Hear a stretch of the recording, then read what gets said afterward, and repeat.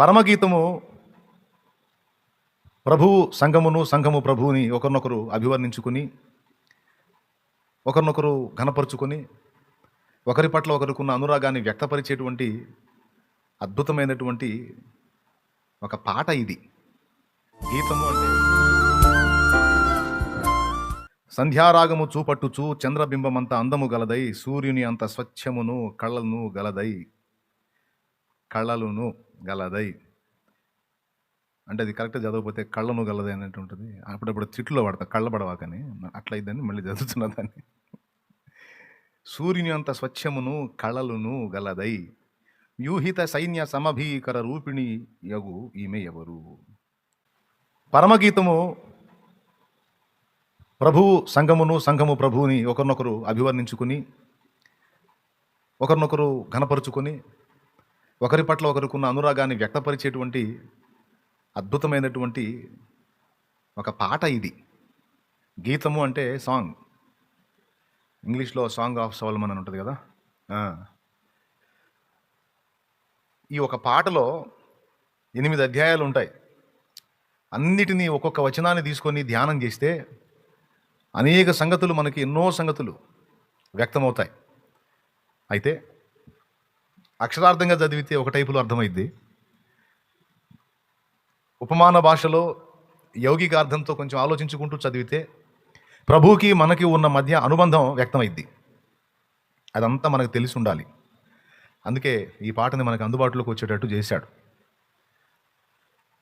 ప్రభువుకి సాదృశ్యంగా షుల్లమితి కనపడుతుంది. ప్రియురాలు, ప్రియుడు. యేసయ్యని మనం అందరం కలిసి ప్రియుడా యేసయ్య నిన్ను చూడాలని అని పాడతాం. ప్రియుడా నిన్ను చూడాలని, ప్రియని వలెనే మారాలని, ప్రియతమా నా కాంక్ష తీరాలని. ఇద్దరు లవర్స్ డ్యూయట్ పాడుకున్నట్టు ఉంటుంది. అయితే ఆయన ఇక్కడ ప్రియుడు పాట కానీ, ప్రియురాలు ప్రభువుని వర్ణిస్తూ పాడుతాడు అనమాట. పురుషుడే యేసయ్యనిగా ఒక స్త్రీ పురుషుని ప్రేమించి గౌరవించి మాట్లాడినట్లు మనమందరం కూడా ప్రభువుని అలా ప్రేమించి గౌరవించి ఘనపరిచి వర్ణించి మాట్లాడతాం, పాడతాం. ఇలా చాలా పాటలు ఉన్నాయి యేసయ్యని ప్రేమించే పాటలు. ఒక ప్రియుడు ప్రియురాలు కలిసి డ్యూయట్ పాడేటప్పుడు ప్రియురాలు అభివర్ణించి ప్రియుడిని ఘనపరిచినట్లుగా యేసయ్యని ఘనపరుచుకుంటాం. మనందరికీ ఇది తండ్రిగా, తల్లిగా, బోధకుడుగా, ఉపదేశకుడుగా, ఉపాధ్యాయుడుగా, గురువుగా, రక్షకుడుగా, ప్రియుడుగా, అన్నగా అన్నీ తానైనట్లుగా మనం ప్రభువుని హత్తుకుంటాం, ప్రేమిస్తాం. సరే, ఈరోజు ఈ పరమగీతం యొక్క ఆ మ్యాటర్ అంతా కూడా అలాగ ఒకరినొకరు వర్ణించుకునే ఘట్టం. ఈ వర్ణనలో ఆయన సంఘాన్ని గణపరిస్తే సంఘం ఆయన్ని గణపరుస్తుంది. అయితే ఇక్కడ ఆమెను గురించి ఒక మాట మాట్లాడుతున్నాడు. సంధ్యారాగము చూపట్టుచు చంద్రబింబమంత అందము గలదై, సూర్యుని అంత స్వచ్ఛమును కళలను గలదై, వ్యూహిత సైన్య సమభీకర రూపిణియగు ఈమె ఎవరు.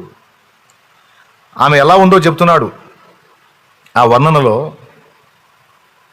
సూర్యుని గుర్తు చేశాడు, చంద్రబింబాన్ని గుర్తు చేశాడు. సంధ్యారాగం అంట. మరి ఆ రాగం ఏ రాగం? మరి నాకు కొన్ని రాగాలు తెలుసు. ఒక్కొక్క రాగానికి ఒక్కొక్క టైపు ఫీల్ ఉంటుంది. ఒక్కొక్క రాగం సంగీతంలో ఒక్కొక్క క్లైమేట్ని చూపిస్తుంది. కొద్దిగా మీకు ఏదైనా పాటలు వినే అలవాటు ఉంటే, కొంచెం మ్యూజిక్ టచ్ ఉంటే, వినటం, పాడటం కాదు, లేకపోతే ప్లే చేయడం కాదు, వాయించడం కాదు, వినటం టచ్ ఉంటే, ఒక్కొక్క రాగం టచ్ అయినప్పుడు, ఒక్కొక్క రాగం మన చెవికి వినబడుతున్నప్పుడు, తాకినప్పుడు మన ఫీల్ మారిపోతూ ఉంటుంది. ఇందులో బాగా మనకు అర్థమయ్యే రాగం, ఒక రాగం మనకు వినపడితే తెల్లవారుజాము గుర్తొచ్చింది. తరిరరా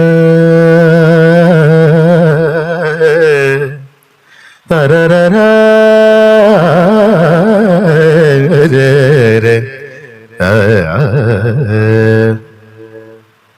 తరిరరా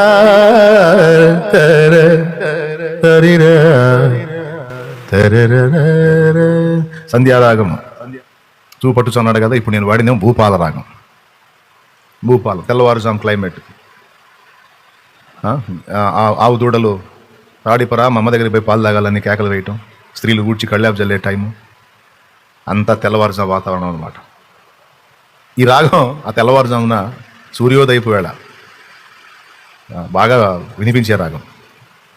అట్లాగే నిద్రపుచ్చడానికి ఉపయోగపడే రాగం ఉంటుంది, దాని పేరు మధ్యమావతి. పిల్లలను ఉయ్యాల్లో వేసి ఆ రాగం ఎత్తుకుంటే చక్క పల్లవి చరణం అయ్యేటప్పుడు నిద్రపోతాడు వాడు. అనేజనులు పవళింపు సేవల్లో వాడే రాగము మధ్యమావతి. అట్లాగా ఈ సంధ్యారాగం సంగతి ఏందో తర్వాత ధ్యానిద్దాం. ప్రతి పాయింట్ ప్రతిదీ కూడా ఒక మ్యాటర్ ఉంటుంది దానికి. సంధ్యారాగము చూపట్టుచు అని వర్ణించి ఒక పాయింట్ దగ్గర గతంలో ఒకసారి మాట్లాడాను, మళ్ళీ ఒకసారి మాట్లాడాలని. ఏమి ఎలా ఉంది, చంద్రుని అంత అందము, సూర్యుని అంత స్వచ్ఛము, కళలు అని చెప్పి వ్యూహిత సైన్య సమభీకర రూపిణి అన్నాడు.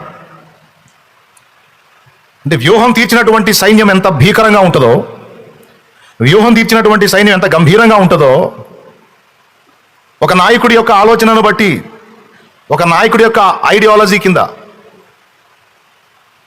క్రమముగా నిలిచి వారి వారి స్థానాలు తొలగకుండా యుద్ధానికి సన్నద్ధులై నిలిచినటువంటి, వ్యూహ ప్రకారము నిలిచినటువంటి సైన్యం ఎంత భీకరంగా ఉంటుందో ఈమెను చూసినప్పుడు సైన్య సమభీకర రూపిణి. ఇప్పుడు నాకు అర్థం కాదు, ఒక స్త్రీని వర్ణించేటప్పుడు దొండపే లవ్ లెటర్లు రాసేవాడు దిక్కుమాల కవిత్వం అంతా చెబుతాడు. నీ కళ్ళు కళ్ళ కలవ పువ్వులు అంటాడు. సరే, బయట లోకంలో కవుల సంగతి పక్కన పెడితే యేసయ్య కూడా చక్కగా వర్ణిస్తాడు. నీ పలు వరుస ఇలా ఉంది, నీ కురులు ఇలా ఉన్నాయని అన్ని వర్ణాలు చెప్తారు స్త్రీ గురించి. స్త్రీ గురించి ఎన్నో రకాల వర్ణాలు చెప్పొచ్చు, కానీ ఇక్కడ ఒక డిఫరెంట్ పోలిక పోలుస్తున్నాడు. దాని మీదకి మన దృష్టి వెళ్ళాలి. ఏంటా పోలిక అంటే వ్యూహిత సైన్య సమభీకర రూపిణి.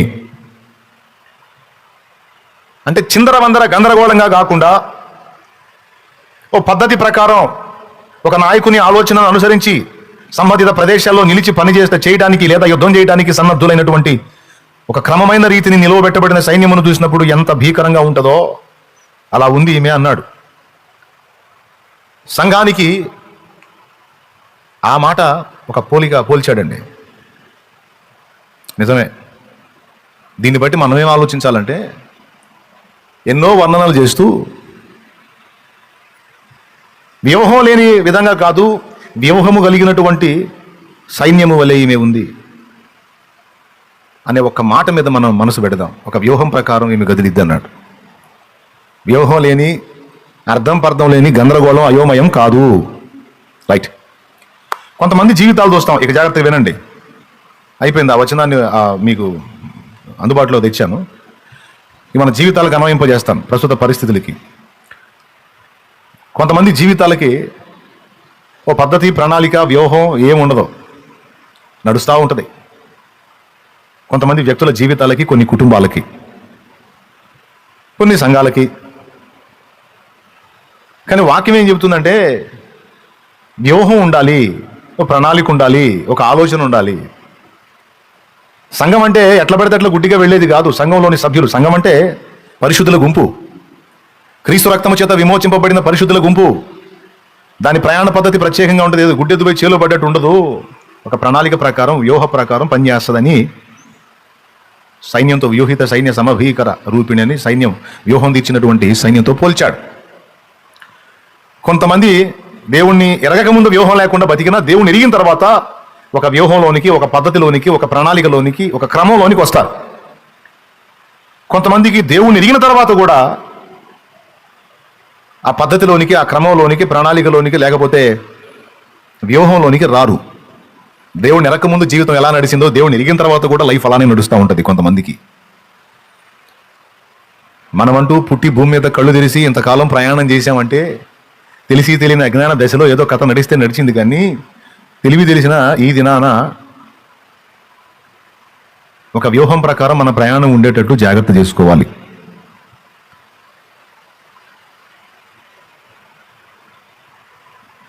విచిత్రం ఏంటంటే, మన జీవితాన్ని గురించి కానీ, కుటుంబాన్ని గురించి కానీ, దేవుడు పిలుపు మన మీద ఉంటే ఒకవేళ ఆ పరిచర్యను గురించి కానీ ఎలాంటి వ్యూహరచన లేకుండా, ఎలాంటి ప్రణాళిక లేకుండా, ఎలాంటి ఆలోచన లేకుండా మనల్ని మొద్దుబారేటట్టు చేసి మన శత్రువు అయినటువంటి వ్యక్తి వాడి సంబంధులకి మంచి ఐడియాలజీ, మంచి ప్రణాళిక, మంచి వ్యూహరచన అన్నీ ఇస్తున్నారు వాడు. విచిత్రం ఏంటంటే సంఘాన్ని అలా అభివర్ణించాడు, కానీ సంఘంలోని వ్యక్తులకు ఆ పరిస్థితి లేదు.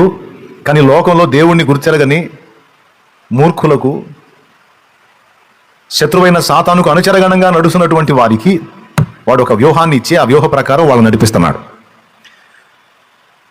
మనం ఒక వ్యూహంలోనికి రాకుండా మనల్ని ఎఫెక్ట్ చేస్తున్నాడు.